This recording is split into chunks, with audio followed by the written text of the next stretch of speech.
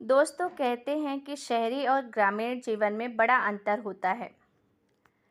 दरअसल शहर में बिल्कुल चाहे पड़ोस में हो या कोई सामने हो, कोई व्यक्ति उसके बारे में किसी को कोई खबर नहीं होती।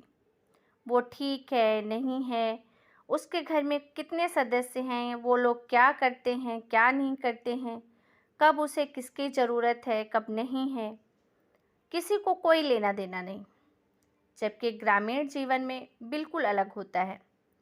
गांव का चाहे कोई भी सिरा हो, पूरब हो या पश्चिम, उत्तर हो या दक्षिण, यदि गांव में किसी व्यक्ति को कोई समस्या होती है तो पूरे गांव को इसकी खबर लग ही जाती है।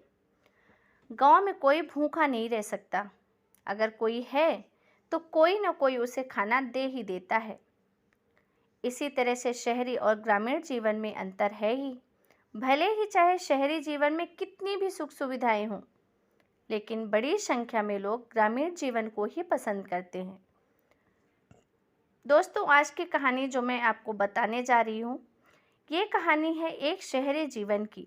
और उस शहरी जीवन में 2 कत्ल हो जाते हैं और कत्ल होने के बाद लाश लगभग 8 दिन से घर के अंदर ही पड़ी हुई है। ऐसा नहीं था कि उसके अंदर से बदबू नहीं आ रही थी, बदबू भी आ रही थी, लेकिन पड़ोसी ने कभी ये जानने की कोशिश ही नहीं करी कि आखिर ये बदबू आ क्यों रही है, कहाँ से आ रही है। और जब परिवार वालों ने उसे तलाशना शुरू किया, तब जाके कत्ल का खुलासा होता है और फिर कातिल भी पकड़ा जाता है। दोस्तों नमस्कार, मैं ज्योति सिंह। आज की जो सच्ची घटना मैं आपको सुनाने जा रही हूँ, ये घटना शुरू होती है बिहार प्रदेश के एक इलाका है सिवान, और इसी की ही रहने वाली एक महिला होती है जिसका नाम प्रतीक्षा है। प्रतीक्षा दरअसल अपनी बहन को कई दिनों से लगातार फ़ोन कर रही थी। उसकी छोटी बहन, जो कि एक स्कूल में टीचर थी, उसका कोई अता पता ही नहीं चल रहा था। और जब भी वो फ़ोन करती, ये तो पूरी घंटी जाती या फिर कोई फ़ोन नहीं उठाता था। और किसी और से उसके बारे में पता करने की कोशिश करती तो वहाँ से कोई भी रिस्पॉन्स नहीं मिल रहा था।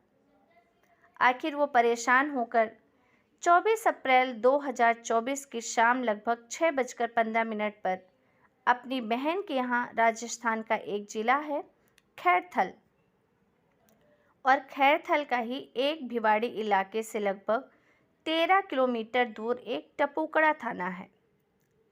वहाँ पर एक तहान सोसाइटी है और उस तहान सोसाइटी के 10वें फ्लोर पर वो चढ़ जाती है और बाहर खड़े होकर लगभग 15 मिनट तक अपनी बहन का इंतज़ार करती है। फ़ोन मिला ही रही थी तो कोई रिस्पॉन्स मिल ही नहीं रहा था। बातचीत करने की कोशिश कर रही थी, कई बार दरवाज़ा भी खटखटाया, लेकिन उसके बाद भी कोई रिस्पॉन्स नहीं मिला। जब उसने देखा कि ताला तो लगा हुआ है, तभी वो लगभग 15 मिनट इंतज़ार की। उसके बाद पड़ोसी के पास गई और उससे पूछती है कि क्या आपने हमारी बहन आकांक्षा उर्फ प्रीति को देखा है। तो पड़ोसी कहते हैं, हमारी इनसे कोई बातचीत नहीं, ना ही हमने देखा और ना ही हम इनको जानते हैं, और पिछले कई दिनों से सभी दूसरे घर को भी खटखटाया जाता है। दूसरे घर से ही पूछती है कि क्या तुमने मेरी बहन को देखा है। तो सभी यही कहते हैं कि मैं लगभग 5 दिन से देख रहा हूँ कि ये दरवाज़ा खुल ही नहीं रहा है। अब जैसे ही ये बात पूछी जाती है कि दरवाज़ा नहीं खुल रहा, तो इसका मतलब बाहर गई हुई है। लेकिन बाहर गई है तो कहाँ गई, कब आएगी। अब इस बात का कोई इल्म ही नहीं था कि वो थोड़ा परेशान हो जाती है। और तभी उसने अपने पड़ोसी से पूछा कि यहाँ कुछ अजीब सी स्मेल आ रही है, क्या आपको भी आ रही है। तो पड़ोसियों ने कहा कि हाँ, स्मेल तो आ रही है पिछले कई दिनों से। तो उन्होंने कहा कि क्या तुमने जानने की कोशिश नहीं की कि बदबू कहाँ से आ रही है, किस तरह की है। बोले कुछ पता नहीं, कई बार होता है कि घर के अंदर कोई चूहा मर जाता है या घर पर लोग नहीं हैं, चूहा मरा पड़ा है, तो हो सकता है बदबू आ रही हो। और इस तरह पड़ोसी कोई भी जानकारी जुटाने की कोशिश नहीं करता था। अब उसकी जो महिला जिसका नाम प्रतीक्षा है वो अपनी बहन को ढूंढते ढूंढते उस फ्लैट पर पहुंच जाती है और वो थोड़ा परेशान हो जाती है कि अगर ताला लगा पिछले कई दिनों से और दरवाज़ा भी नहीं खुला तो आखिर वजह क्या है। फिर वो जब परेशान होकर पुलिस स्टेशन यानी कि टप्पूकड़ा थाने में फ़ोन करती है। वहाँ पर फ़ोन उठाया जाता है। एसएचओ भगवान सहाय द्वारा भगवान सहाय और भगवान सहाय इस बात की सूचना देते हैं अपने उच्च अधिकारी डीएसपी शिवराज सिंह को। अब इनको सूचना जब दी जाती है तो यहाँ पर फिर भारी फोर्स बल पहुँचती है, चाहे वो एसएचओ या फिर डीएसपी, सब यहाँ आ जाते हैं। दरवाजे से खोलने से पहले उसकी वीडियोग्राफी होती है और आसपास के लोगों से पूछा जाता है। फिर डॉग स्क्वाड को भी बुलाया जाता है, लेकिन जिस तरह का डॉग की हरकत होती है उसको देखकर लग रहा था कि यहाँ पर कुछ न कुछ गलत तो ज़रूर हुआ है। दरवाज़ा तोड़ा जाता है और जब घर की तलाशी ली जाती है तो उसमें से बहुत बुरी तरीके की दुर्गंध आ रही थी। वहाँ पर लोगों का 1 मिनट खड़े होना भी मुश्किल था। इसके बाद घर के अलग अलग दरवाज़ों को देखा जाता है, खोला जाता है और ढूंढते ढूंढते बाथरूम में जब जाते हैं तो बाथरूम के अंदर 2 लाशें मिलती हैं और दोनों लाशों को देखने के बाद जितने भी पुलिस वाले हैं, उसकी बहन, हर किसी होश वाक्ता हो जाते हैं, ये सोचकर कि आखिरकार इतना भयानक कत्ल कैसे हो सकता है। आखिर ये सब किया किसने। 2 लाशें थी। एक लाश होती है 25 वर्षीय महिला जिसका नाम आकांक्षा उर्फ रितु था, जो कि पेशे से एक टीचर थी प्राइवेट स्कूल के अंदर, और उसी की एक 4 साल की बेटी भी है जिसका नाम होता है नव्या पांडे, जो कि बाथरूम के अंदर ही पूरी तरीके से सड़ चुकी थी। मक्खियाँ भिनभिना रही थी और दुर्गंध के मारे उस कमरे में 1 सेकंड भी कोई रुक नहीं पा रहा था। अब जो इसका पति होता है निशांत पांडे, वो गायब था। उसके बाद जब फ़ोन करने की कोशिश कर रहे थे तो उसे संपर्क भी नहीं हो रहा था। दरअसल निशांत पांडे, जो कि गुरुग्राम की एक प्राइवेट कंपनी में रहकर नौकरी कर रहा था, और जब पड़ोसी से पूछा जाता है तो निशांत भी कई दिनों से गायब था। अब निशांत कहाँ है, सही है, गलत है, उसके साथ कुछ हुआ तो नहीं, या फिर कहीं वही तो कातिल नहीं। पुलिस वालों के दिमाग में ये बहुत सारे सवाल थे। परिवार वालों के भी दिमाग में सवाल थे। अब बहन का रो रो कर बुरा हाल है। माँ को फ़ोन किया जाता है, माँ भी आ जाती है, परिवार के बाकी सदस्य भी आ जाते हैं, लेकिन निशांत के परिवार वालों से संपर्क साधने की कोशिश की जाती है तो उनसे कोई संपर्क नहीं हो पाता। अब ऐसी स्थिति में पुलिस करे तो क्या करे। तब पुलिस ने जब कड़ी मशक्क़त के इस मामले की जांच पड़ताल शुरू की तो मामले की जांच पड़ताल करने के बाद पुलिस के सामने कुछ चौंकाने वाली बातें सामने आती हैं। दरअसल कहानी शुरू होती है साल 2012 से। धीरे करके दोस्ती बढ़ती है। अनजान लोगों से दोस्ती की शुरुआत हो जाती है फेसबुक के ज़रिए, और अनजान दोस्तों से ही जब दोस्ती हो रही थी तो उसमें एक निशांत पांडे और एक लड़की रितु उर्फ आकांक्षा, इन दोनों की पहले फ्रेंडशिप होती है। एक दूसरे को फेसबुक रिक्वेस्ट भेजते हैं और बातचीत करने लग जाते हैं। सुख दुख की होनी शुरू हो जाती हैं, फिर लंबी बातें, फिर दोनों एक दूसरे से लगाव रखने लग जाते हैं, और जब तक चैट ना हो जाए, एक दूसरे से बात ना कर लें, अब इनको चैन नहीं पड़ता था। अब फ़ोन की तरह बात कर सकते हैं, वीडियो कॉल भी कर सकते हैं। पास जो हरियाणा का गुरुग्राम एक शहर है, वहाँ पर एक प्राइवेट कंपनी में उसको नौकरी मिल जाती है। लड़की भी पढ़ी लिखी होती है तो उसको भी प्राइवेट स्कूल में टीचर की नौकरी मिल जाती है। अब यहाँ से वो शादी करने के बाद लड़की वाले अपनी लड़की को सकुशल उसे विदा कर देते हैं, और लड़की उस लड़के के साथ यानी कि अपने प्रेमी प्रेमिका दोनों साथ रहने लगते हैं। शादी के बाद यानी कि अरेंजमेंट, इसके बाद सब कुछ ठीक ही चल रहा था, लेकिन वो लड़का इतना शातिर, इतना तेज निकलता है कि उसने इस शादी के बारे में अपने भाई बहन परिवार के किसी सदस्य को कभी कुछ नहीं बताया और वो आराम से वहाँ पर रहने लगता है। और राजस्थान का जो खैरथल एक ज़िला लगता है, खैरथल ज़िले का एक टपूकड़ा थाना है और टपूकड़ा थाने का एक तिहान सोसाइटी होती है। तिहान सोसाइटी में रह रहे थे। वक्त आगे बढ़ता है और एक बच्चा भी पैदा हो जाता है जिसका नाम नव्या पांडे था और इनकी लाइफ बिल्कुल ठीक ठाक चल रही थी। लड़की देखने में सुंदर होती है, इसलिए लड़के को कभी कभी शक भी होता था कि कहीं ना कहीं इसका किसी से अफेयर चल रहा है। इसलिए वो बार बार टोकता रोकता कि मुझे तुम पर यह शक है, मैं ड्यूटी पर जाता हूँ और तुम शायद यहाँ किसी न किसी से मिलती जुलती हो।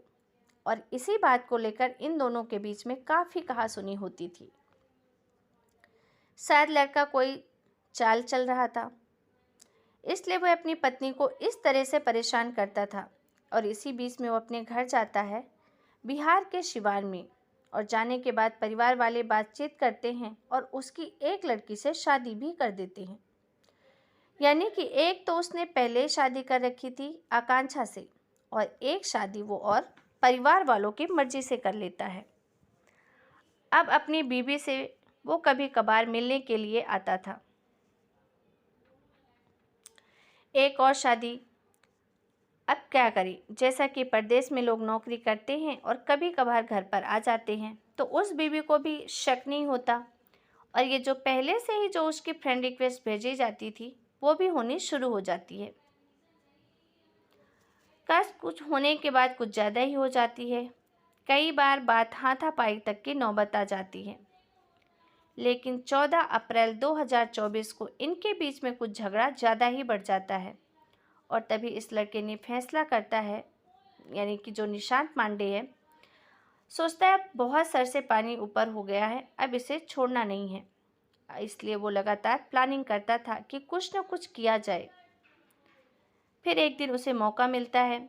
17 अप्रैल 2024 की शाम जैसे वो अपने ऑफिस से आता है और घर आने के बाद उनकी कहासुनी शुरू हो जाती है और आकांक्षा से कहासुनी ज़्यादा होती है। उसने उसका गला पकड़ा और तब तक उस गले को दबाता रहा जब तक आकांक्षा की मौत नहीं हो गई। वो मर जाती है और वो उसे आराम से बिस्तर पर लिटा देता है और पास में बेटी लेटी हुई थी और बेटी को इस बात का बिल्कुल भी इल्म नहीं था, बिल्कुल भी जानकारी नहीं थी कि उसकी माँ मर चुकी है। जब बेटी को किसी चीज़ की ज़रूरत पड़ती तो वो उसे प्यार से दुलार देता, पूछता, खाना खिलाता और उसे भी अपने बगल में लिटा लेता है। यानी कि एक तरफ पत्नी लेटी हुई है, एक तरफ पति लेटा हुआ है और एक तरफ बेटी लेटी हुई है। पत्नी मौत जिसकी हो चुकी है वो लेटी हुई है और रात भर वो ऐसे ही चिंतन में लगा रहता है कि अब उसने उसे मार तो डाला है, लेकिन अब क्या होगा, कैसे करेगा, क्या नहीं करेगा। और ऐसे ही पूरी रात उसकी सोचने में निकल जाती है। 9 घंटे बीत जाते हैं और सुबह के 4 बजते हैं।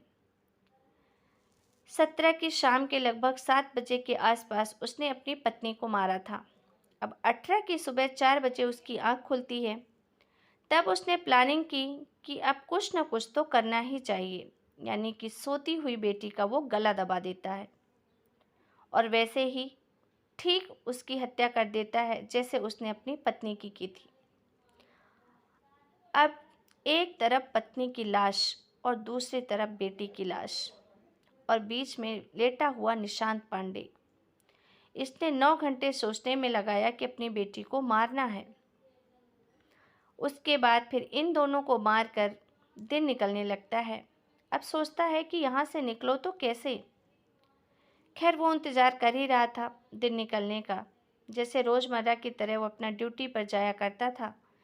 सुबह 10 बजे के आसपास तैयार हुआ। तैयार होने के बाद अपने कपड़े पहनता है और पत्नी की लाश उठाता है और बाथरूम में डाल देता है और बेटे की लाश को भी उठाकर बाथरूम में डाल देता है और मेन गेट का ताला लगाकर निकल जाता है।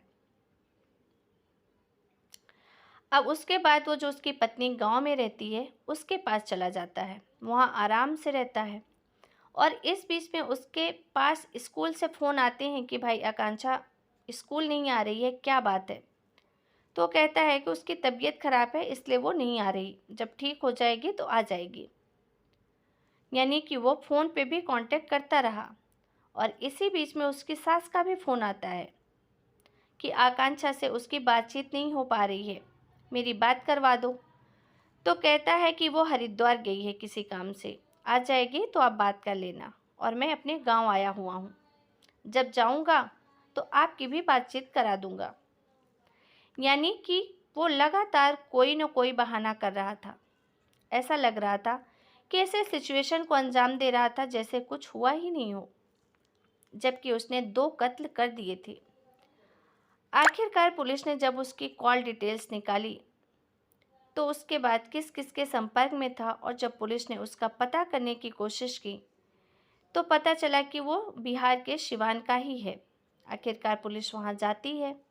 27 अप्रैल 2024 को उसके गिरफ्तार किया जाता है, और गिरफ्तार करने के बाद इस पूरे घटनाक्रम का खुलासा होता है जब, तो लोगों को यकीन नहीं होता कि कोई इंसान जिससे वो इतना प्यार करता था, जिस बेटी से वो इतना प्यार करता था, जिसको उसने पैदा किया था, आखिर वो उसकी हत्या कैसे कर सकता है। और माँ की हत्या करने में और उसके बाद जब बेटी की हत्या करता है तो दोनों में मात्र 9 घंटे का अंतर है। और जब कोर्ट में इस तरह के मामले की सुनवाई होती है तो जज साहब इसी चीज़ को पकड़ते हैं कि उसने पहली घटना हो सकता है जल्दबाजी में या फिर मारपीट में, या कुछ एक्सीडेंट हो गया हो, या कुछ ऐसी सिचुएशन हो गई हो जिसकी वजह से उसने उसकी हत्या कर दी। लेकिन जब बेटी की हत्या करता है तो बेटी तो अच्छी खासी आराम से सो रही थी, कोई विरोध करने की स्थिति में तो थी ही नहीं, क्योंकि वो थी मात्र 4 साल की छोटी सी नन्ही सी बच्ची। कोई चीखने की स्थिति तक में नहीं थी वो, और उसने बड़े ही आराम से सोती हुई बेटी का गला दबा दिया। और अगर इस मामले में पुख्ता तरीके से कोर्ट में पैरवी की जाए तो उम्मीद है कि इस मामले में आरोपी को कम से कम फांसी की सज़ा तो होनी चाहिए। लेकिन ये तो कानून व्यवस्था का काम है। खैर, भविष्य में किसका क्या होगा, पुलिस की कोशिश तो यही है कि इस आरोपी के खिलाफ कड़ी से कड़ी कार्रवाई की जाए। खैर, हमारा समाज, आज का समाज कहाँ जा रहा है, बहुत ही चिंता का विषय है। खैर, हमारा विचार किसी के दिल को ठेस पहुँचाना नहीं है, बस एक कड़वी सच्चाई से रूबरू कराना था। तो आज की हमारी ये स्टोरी आप लोगों को कैसी लगी, हमें कमेंट करके ज़रूर बताइए। मिलती हूँ एक नए वीडियो में एक नई क्राइम स्टोरी सच्ची घटना के साथ। तब तक के लिए सतर्क रहें, सुरक्षित रहें। जय हिंद, जय भारत।